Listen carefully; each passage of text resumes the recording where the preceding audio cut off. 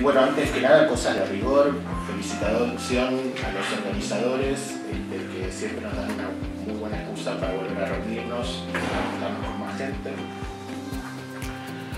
Esta jornada de hoy, al hablar del derecho a la ciudad, es un macro tema, un contexto que reúne a todas las investigaciones que están básicamente en el Centro de Hábitat Inclusivo que dirige Julián y en el Instituto en general, también como un planteamiento de, bueno, volvamos a rediscutir el marco en el cual nos movemos, cuáles son nuestros objetivos específicos que nos movemos, etc. Son tiempos donde el derecho, la ciudad, la inclusión están fuertemente cuestionados por el contexto en el cual vivimos.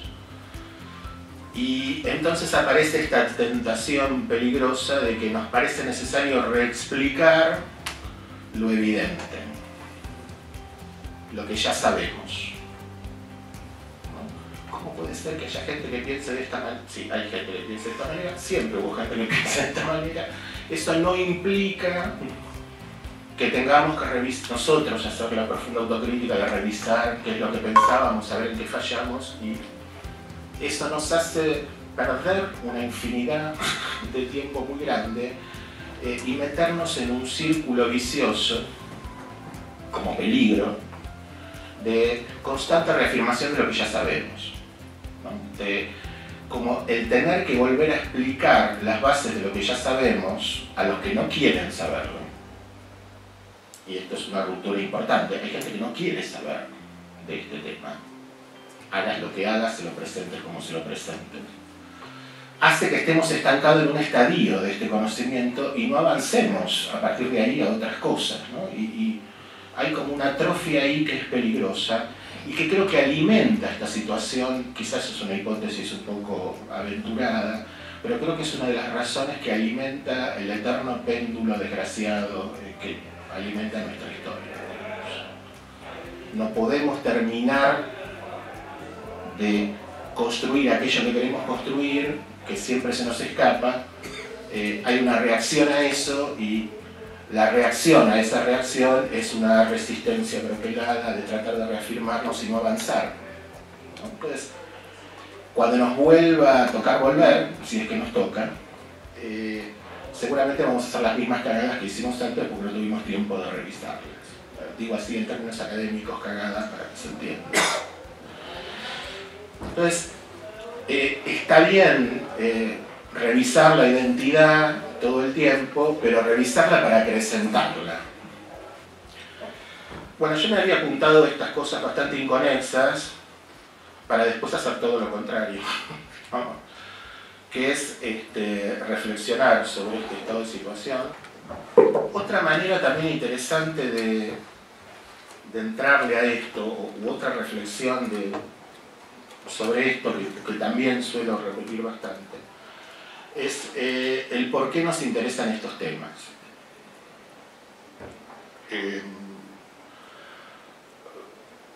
Hay otra cuestión que también quisiera introducir, pero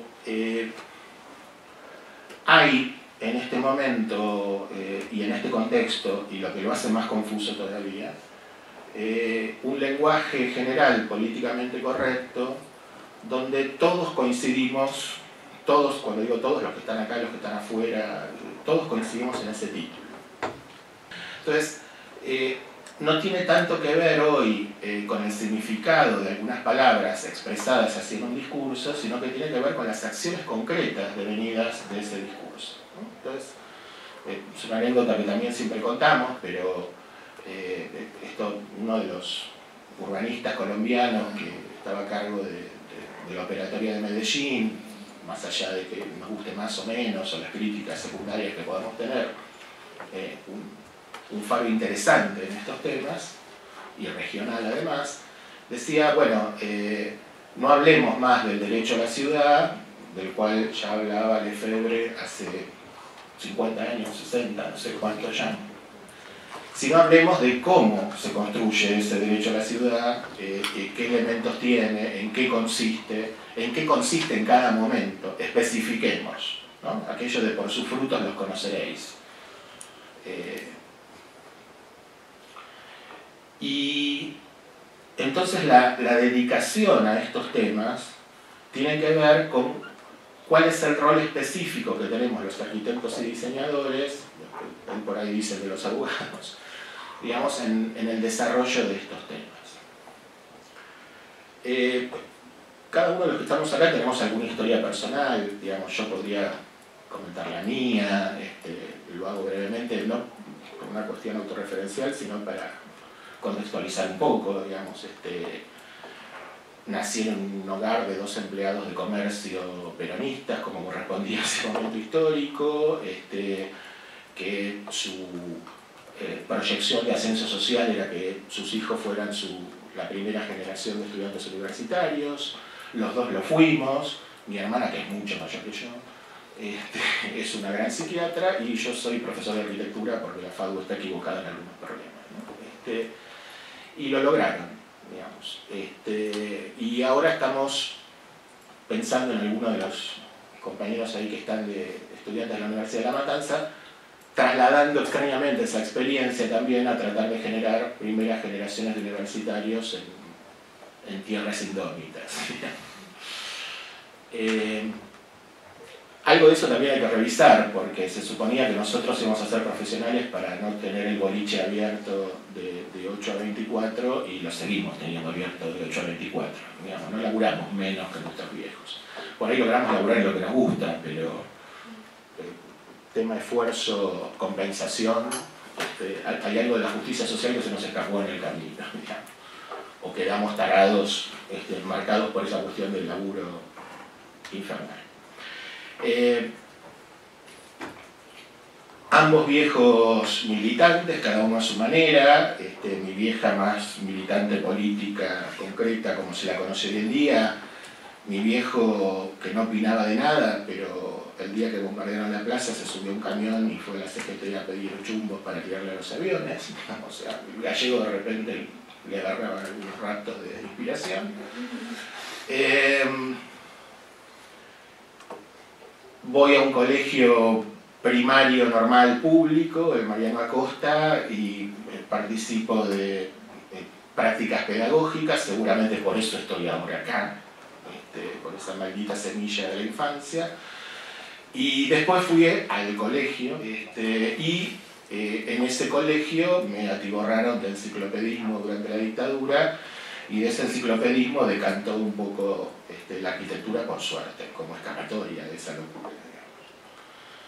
Entré acá, un titular de proyecto muy católico, en la primera teórica, el otro día ordenando la biblioteca, algunos saben que tuve que ordenar la biblioteca, encontré esos apuntes de introducción a la arquitectura, y en la primera teórica de este señor citaba a Dante y decía que los intelectuales se redimen por la inteligencia, y a Marechal diciendo que la inteligencia debe usarse a favor del pueblo. Y bueno, y con todo eso, ¿cómo no íbamos a terminar haciendo estas pavadas que hacemos? Digamos, no había más remedio. Y por ahí encima, cada tanto, volvía Chávez de Barcelona y nos aclaraba el pensamiento, y hoy lo estábamos haciendo en el posgrado. Pido por favor que la charla con la cual inauguró el posgrado de Hábitat y Pobreza, que se llama el sujeto y el dilema de la intervención, debiera ser de lectura obligatoria para todo arquitecto o diseñador que se dedique a estos temas, para tratar de resolver esas contradicciones entre ser burgués y ayudar a los pobres, ¿no? Esta cosa nefasta que hay que romper como pensamiento. Y voy a pasar a comentar un viejo texto de hace un par de años, no es tan viejo, donde intentábamos dar cuenta de estas cosas para una actividad que se hizo aquí mismo.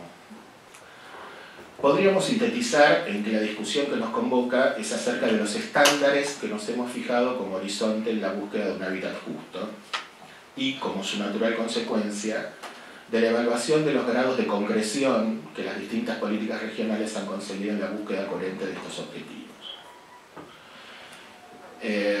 Esta síntesis, expresada así sin más, podría esconder 2 reduccionismos. El primero pretendería suponer ese horizonte como una serie de objetivos universalmente compartidos, lo que estaba poniendo en discusión al inicio, o lo que es igual, que la interpretación del derecho a la ciudad en este caso es unívoca y por fuera de la historia. El segundo equívoco supondría un acuerdo social generalizado, tácito o explícito, en la búsqueda de un fin loable, sin contradicciones de intereses ni equívocos procedimentales en su implementación a la vista. Sin embargo, evidentemente estos objetivos, aún los menos ambiciosos, generalmente vienen tardando en volverse concreciones, mientras insistimos porfiadamente en lograr nuevos productos con iguales herramientas. Sería preciso entonces introducir, recordar, algunas precisiones o variables que no por obvias deben ser excluidas de la ecuación.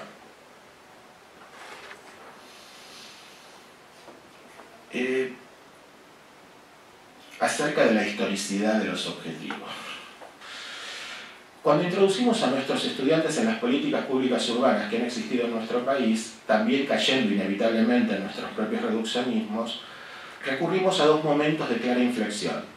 El de la propia constitución del Estado como tal, en el proyecto de las élites oligárquicas avanzado del siglo XIX, y el del intento de constitución de lo que podríamos denominar genéricamente un estado de bienestar a mediados del siglo XX. Ambas experiencias han tenido sus correspondencias y paralelismos en formas más o menos contemporáneas en los demás países de Latinoamérica. Para su ilustración, solemos traer, a modo de máximas ejemplificadoras, dos respectivas frases paradigmáticas. Decía Eduardo Wilde en su curso de higiene pública en 1885.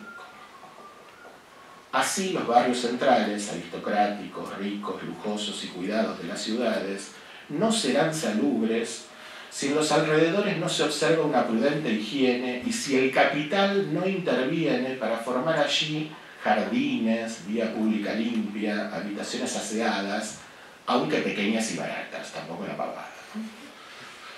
Por egoísmo, las gentes acomodadas de las poblaciones deben cuidar del modo de vivir de los pobres, porque la salubridad de una ciudad es un resultado de muchos factores y no un producto de la acción individual o colectiva aplicada a una sola sección, a una sola calle, a un solo barrio. Aquí, lo que podríamos calificar hoy como una suerte de tecnocracia higienista, intentaba que sus pares de clase comprendieran que no queda más remedio que hacer algunas acciones, aunque más no fueran justificadas en un sano egoísmo pragmático, en función de lograr un, entre comillas, bien común, un derecho compartido. A este pensamiento tan clara y explícitamente confesado, le debemos la conciencia de la necesidad de infraestructuras básicas, aunque más no fuere para no transmitir enfermedades que no reconocen diferencias sociales. Podría traducirte esto: pongamos cloacas en todos lados porque el virus de la Escherichia coli no reconoce diferencias de clase y por ahí nos contagiamos. O la escuela pública, aunque también tuviera por objeto unificar y amalgamar una versión reductiva de lo nacional. No es poco. A pesar de que se nos ha ido buena parte de la vida denostándolos respetuosamente, los tiempos actuales hasta nos están haciendo extrañar a aquellos liberales originarios, carentes del prefijo neo, aristócratas asumidos sin problema, y todos ellos ilustrados y mucho en sus respectivas materias. A mediados del siglo siguiente, decía Evita La razón de mi vida. Hay una anécdota muy particular de esto que me pasó el otro día en La Matanza comentando esto mismo, que si tenemos tiempo la cuento porque es muy linda. Digo yo. Las obras sociales de Europa son en su inmensa mayoría frías y pobres.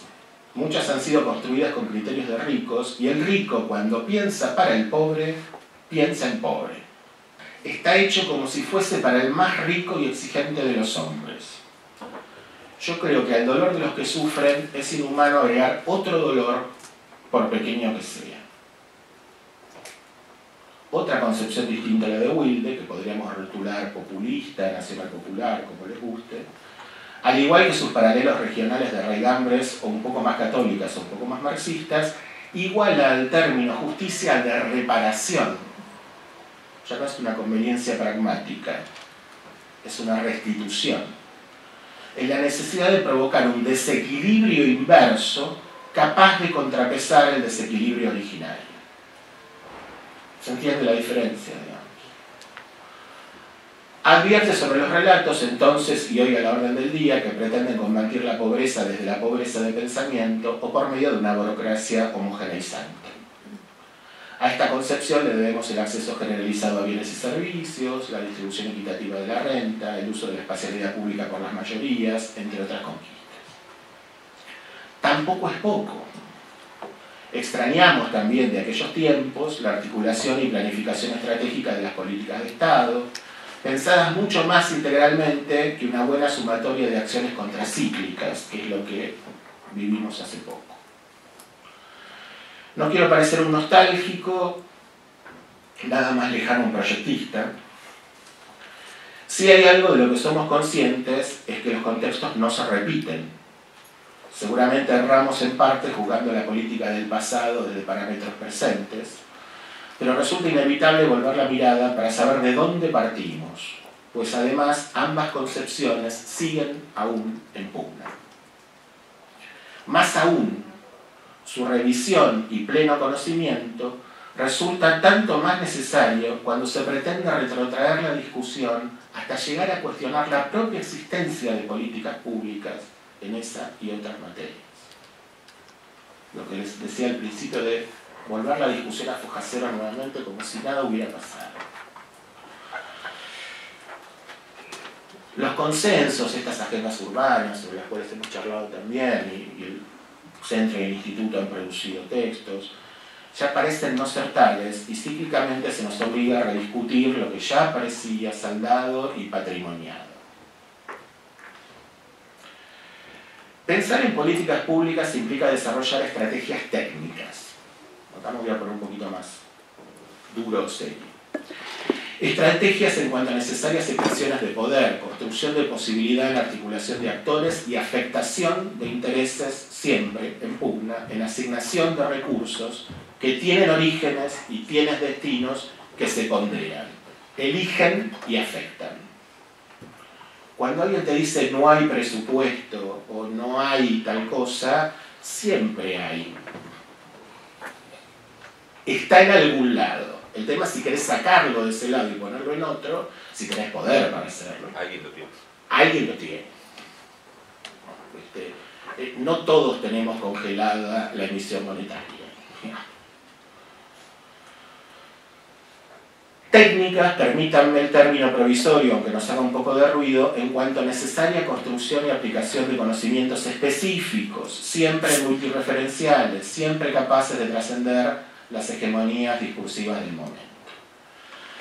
No podemos discutir sobre ampliación de derechos sin introducir que estos no resultan de un acto de voluntad sin más, sino consisten en saber construir la capacidad o potencia de concretar esos imaginarios, de manipular herramientas y ponderar materiales. Ya se trate de conceder algo para preservar inteligentemente el todo, como proponía Wilde, o para subvertir revolucionariamente en la búsqueda de un orden distinto, como proponía Evita.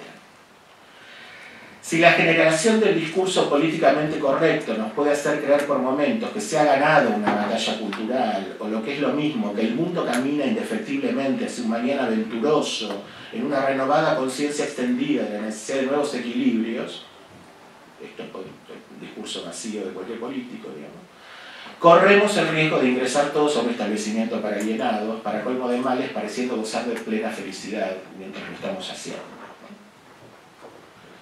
La discusión de las políticas es la discusión del poder posibilitante de su ejecución. No hay discusión de estos temas que no sea política. La discusión de lo público es sobre las capacidades de un Estado que, sin haber terminado de recomponerse como árbitro en un sentido, cíclicamente ha vuelto sobre sus pasos a arbitrar en el sentido contrario.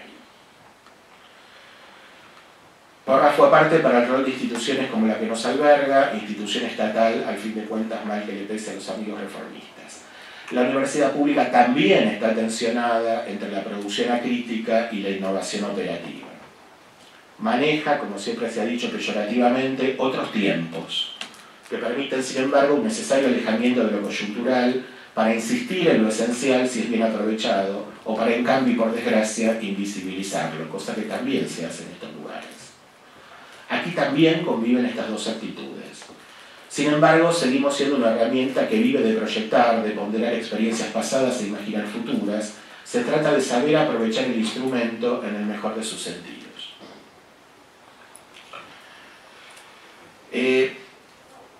No es este un espacio de refugio de una tormenta ocasional. Me preocupa un tanto generalizar el verbo resistir, como les decía hace un rato. Se trata más bien de un ámbito propiciatorio donde imaginar cómo, cuándo y con qué aclarar para que la próxima, que no llega si no se construye, nos agarre más despiertos y equipados.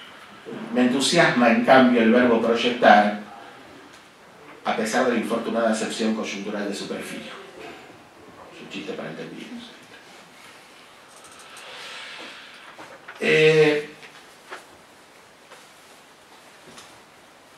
Del permanente y deseable corrimiento de los límites. Creo que esto es lo último, para no aburrir más. Solemos preguntar provocativamente a nuestros estudiantes qué significa la noción de hábitat justo, o de derecho a la ciudad, a inicios del siglo XXI.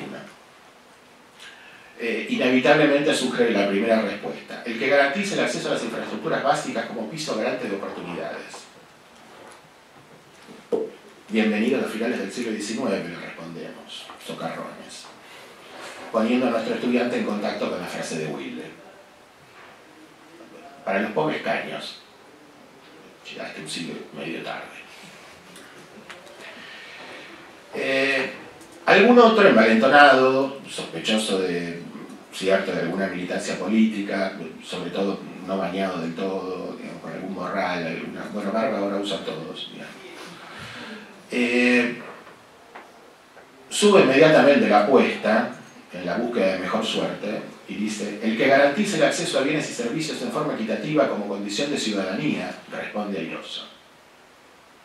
Repetimos con él la fórmula socarrona, ahora en otra clave. Bienvenido a mediados del siglo pasado, le contestamos con la razón de mi vida en la mano.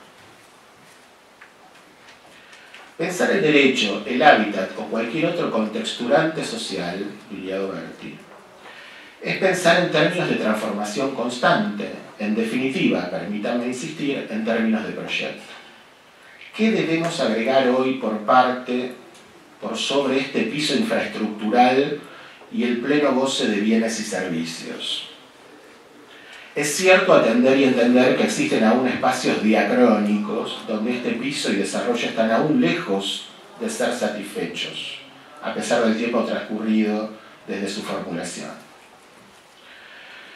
Pero también es cierto que satisfacer estos derechos sin la incorporación de otros nuevos no acaba de incluir, no termina de articular. Siempre estamos corriendo de atrás. Dejo planteadas algunas pistas posibles a discutir. La sostenibilidad entendida más allá de la caricatura ecológica, sino como una buena utilización de las energías. El acceso a la virtualidad más allá del acceso a los medios. La complementación de programas productivos contemporáneos en la generación de ciclos virtuosos en los recortes de hábitat. Y así las que se nos vayan ocurriendo agregar, y todas son materia de proyecto e investigación. Desde hace un tiempo a esta parte venimos participando en un colectivo con muchos más otros compañeros aquí presentes, cada quien desde su entidad de inserción, intentando precisar y definir el concepto de reurbanización, por ejemplo, de villas, y se ha generado algún espacio colectivo donde tratar de precisar esto. Precisamente porque pasa lo mismo, ¿no? Todos hablamos de reurbanización, pero cada uno entiende reurbanización por algo distinto, ¿no? Algunos entienden que reurbanizar es hacer un edificio notable de firma internacional arriba de una villa, y otros pensamos que reurbanizar es que ese sector sea un barrio más de la ciudad, en iguales condiciones de justicia. o las dos cosas por ahí, no sé, pero una sola seguro no.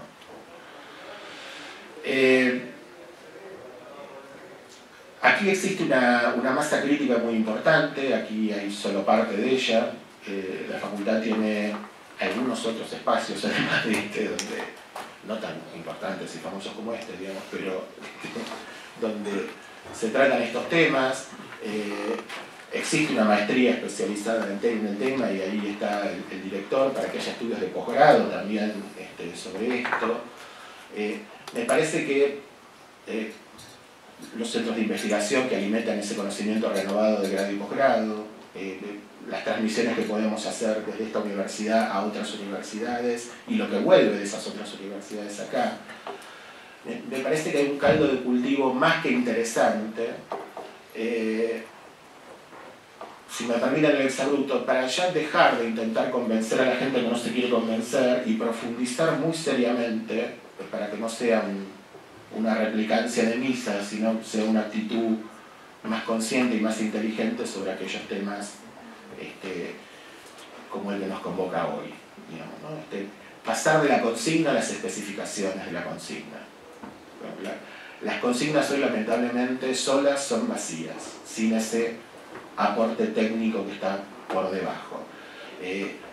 Si hay alguna militancia posible, que es una palabra también bastante bastardeada, a mi juicio es una militancia específica desde el lugar donde te tocó. Digamos, si sos arquitecto, sos diseñador, sos abogado, sos médico,